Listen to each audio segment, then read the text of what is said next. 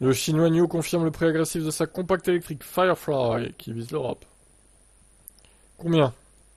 Allez, on voit des prix là, voilà, le blabla habituel. À croire qu'ils sont payés au caractère hein, sur les sites d'actu, quels qu'ils soient d'ailleurs. Nicolas Vincenot, à la tête de NIO France, a confirmé son tarif de lancement en Europe. Moins de 30 000 euros. Bien sûr, on ignore les caractéristiques de l'auto.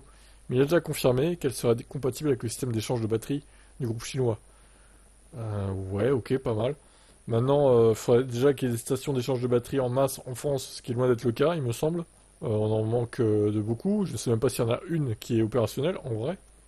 Car même avec un prix d'accroche dû à une batterie et une capacité limitée, NIO pourrait bientôt proposer à ses clients européens la possibilité d'adopter une plus grosse batterie pour de longs trajets, comme il le fait déjà en Chine. Oui, ça c'est vrai que le concept est pas mal.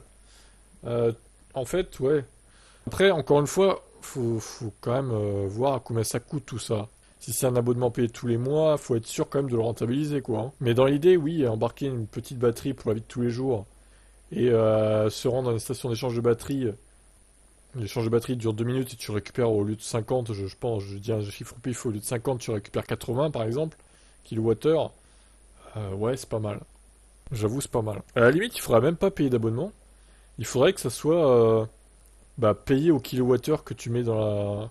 Enfin, à la capacité de batterie, quoi, que tu mets dans la voiture, en fait. Je sais pas comment ça pourrait fonctionner, mais en fait, l'idée, pour que ça fonctionne, faut pas que ça soit plus cher qu'une recharge. En fait, alors certes, c'est plus court qu'une recharge, mais il faut que ça soit à peine plus cher ou pareil, quoi, au mieux, pour que ça convainque les gens de passer à ce truc-là, à ce concept-là. Sinon, bon, les gens, moi perso, je vais pas aller m'aventurer dans ce terrain-là, hein. Si c'est plus cher, flemme, hein. Je préfère attendre une demi-heure ou 45 minutes de plus pour recharger, parce que le Niro, ouais, c'est vrai qu'il se recharge pas très vite, c'est un peu son point faible, mais bon, en même temps, je suis pas non plus à faire de la route tous les jours, donc ça me dérange pas.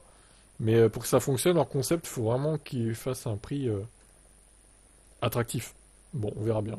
Quel est votre avis?